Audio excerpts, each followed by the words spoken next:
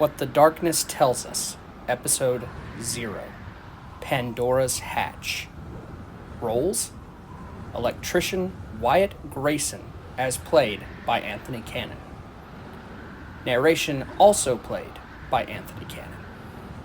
Mysterious Voice, as played by Unknown. Head Researcher Dr. Baker, as played by Wolf of Dimensions.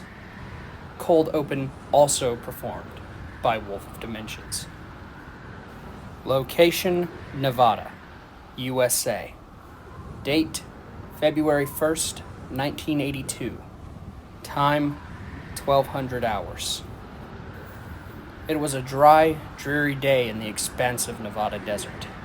The sun was hidden behind a thick, foggy layer of gray clouds, as if the heavens tried to offer the hot, sun-baked land some trivial respite from the usual sweltering temperatures.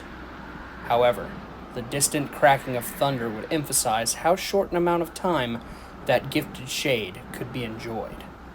A large storm was on its way, one that would signal the humbling of mankind. In this flat plain, only one thing stood out in the growing tempest: a set of plain buildings pushed together with no space in between.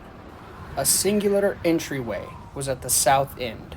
If one followed the road out from the parking lot, a large white sign buried in the ground by two legs had the words U.S. Outpost 4 printed in large black letters.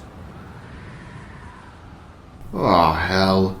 If I don't hurry up, I'm gonna get caught in a whole fucking downpour, Wyatt grumbled as he fumbled with his keys. These big shots in their fancy labs. They don't pay me enough to send me out in this damn wasteland. The frustrated man had been contracted by the government to fix a light in one of the staff rooms of this tucked-away facility. The stuffy facility staff alone made him want to get out of there.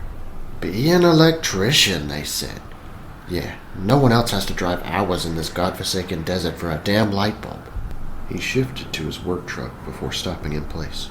A look of blank confusion, not unlike a dazed livestock animal, was plastered to his face. This changed quickly, however, with an irritated grimace taking shape. Oh, damn it all. Of course I forget my damn tools. Quickly rushing back to the facility, he slung open the metal door with haste so he could get back home before that damn monsoon flooded the area. Not even 2 steps in, he began to stumble as the scene before him caused his whole body to lurch back, like a car suddenly hitting a large solid wall at full speed. The view before him didn't... No. It couldn't make sense. By all rights, it had no reason to be real.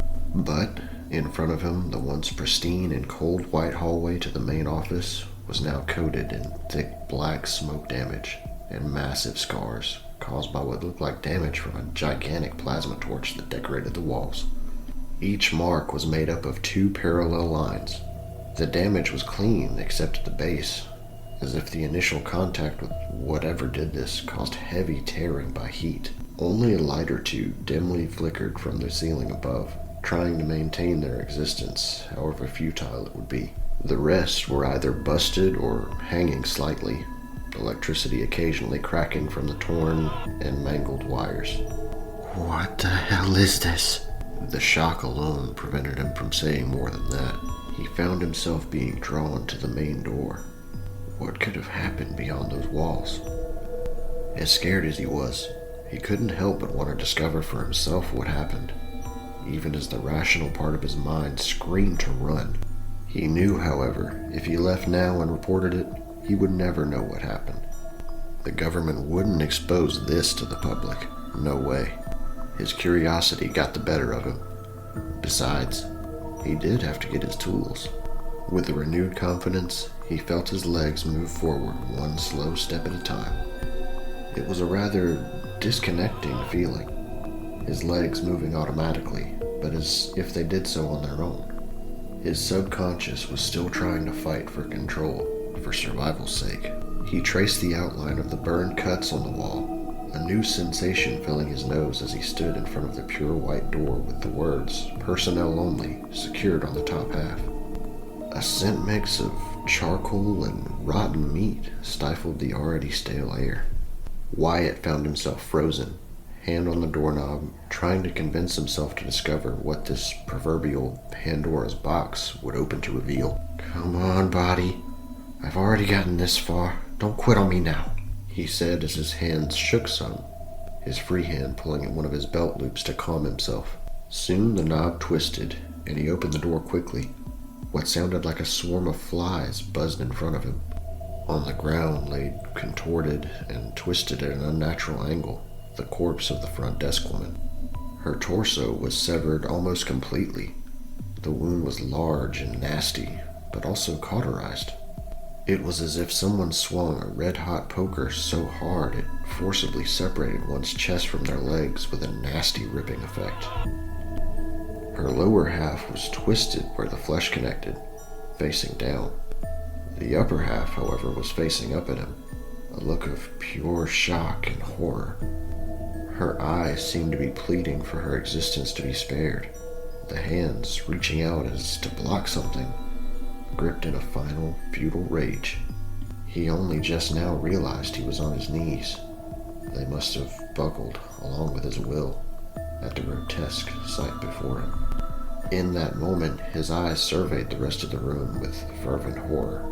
Bodies everywhere, all either completely cut in half or gashed so deep they might as well have been. Equally disturbing was the lack of blood. The effect of cauterization on all the slashes was the only thing saving this room from being a literal bloodbath. Shakily, he raised his hand to the desk beside him, trying to comprehend how in 30 seconds' time such a destructive massacre could have unfolded. Like if the hand of the devil himself outstretched and in one foul move swiped all their souls away.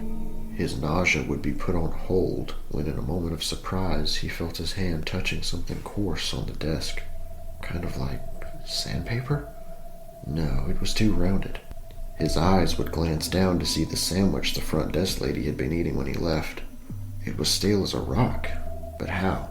Sparking from a torn-in-half PC lit the room up for a singular second, enough time to see the door to the main facilities room slightly ajar, with two of those plasma-burned claw marks placed as if gripping it. He hadn't been allowed back there. His tools and excuse for coming back were in a narrow hallway to the right that contained the staff lounge. The tools could wait a bit longer. That main door, with its melted metal latches and thick iron frame, called to him. So, Wyatt would answer that call, shifting through the carnage like a wandering zombie. In truth, he believed this had to be a nightmare, and what would it hurt to see how it played out, right? He was fully running on adrenaline and delusion. Pushing the metal door open revealed yet another hallway. This one was smaller, with only 3 rooms and another metal door at the end, with a warning sign posted to it. More plasma marks were scraped against the walls and the doors. Each room filled with a mess of papers strode out from destroyed desk. The final room to the right, again, smelled like rotting flesh. Looking inside the dark room, a man was slumped on the floor. He was only visible from the stomach down. He was wearing nice clothing and what appeared to be a lab coat. A rotten apple stood on the desk. If the sandwich was any clue, this more than likely wasn't rotten when he left earlier. The scientist's name ID was on a lanyard. Dr. Kyle Baker, huh? Seems you weren't lucky either, Wyatt proclaimed without thinking. Instead of a nasty gash, it appeared whatever did this stabbed him through the chest, not unlike a sword. He had almost left the room before noticing a mobile tape recorder in the scientist's left hand. It was popped open and would be empty, however. That's weird. Looks like he was recording something. Where'd the tape go? Wyatt pondered this for another minute before going to find the final door. His answer was contained in this room. He could feel it. As the broken door swung open, Wyatt would discover the lights of this room were still functioning. A few piles of ash dotted the room, about as large as a small trash can. Leaning down, he pressed his hand to one, feeling a hard object rub against his fingers. By digging deeper, he would pull out a slightly melted object. Outpost for security? It was a badge, which only meant one thing. He quickly tossed it, wiping his hands off. The security teams never stood a chance. His attention was quickly drawn to a slight crumbling noise. Following the source with his eyes, in the center of the room, metal stairs that were stained purple by intense heat led up to a massive object. It was in the shape of an omega symbol. It was made from a thick stone, engraved in odd markings with a strange shiny metal over its entire surface. The edges at the bottom crumbled slightly from some form of physical damage. Wyatt would rush to it after noticing a tape player on the top of the stairs. Reaching the top, he would see 3 tapes laid out neatly beside it. The first 2 were labeled Temporal Log Number 1 and Temporal Log Number 2, while the final one had no written markings, but shared similar engravings to the actual object towering above him. Reaching out his hand, he grabbed tape number 1. I guess I better start from the beginning, right? With that, he popped the tape in and clicked play. This is Temporal Log 1, recorded by head researcher Dr. Baker. Today we begin official testing on our new portal, codenamed Domain of Gods. Through proper wavelength tests connected with the stone, we believe we have found the perfect one to activate it. This test cements man's role as the true gods of existence. Once we can make changes to problems before they happen, we won't need religion anymore. What? Dethrone God? Are these guys serious? Why can't these lab coat stiffs ever say anything normally? He was frustrated that he couldn't fully understand the meaning of the tape. All he knew was that this portal was named the Domain of the Gods. He switched the tapes anyway and quickly pressed play. Temporal Log 2. I must rescind my previous declarations, as it seems things beyond our imagination lie in the abyss of time. I take full responsibility for the deaths of my co-workers. I sustained this madness. As far as I know, I'm all that's left. I thought I heard Dr. Ramirez earlier, but that's not possible. Because I watched her get grabbed a few hours ago, I'm sure. How many hours has it been? No, how many days? This is all my fault.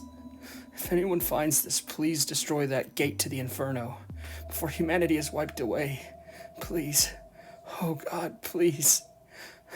Wait, I think I hear... That explains how I found him. But how did these tapes get here? He was too busy monologuing, I couldn't get any damn answers. As bad as he felt for the man, he couldn't help but be irritated by the lack of actual information.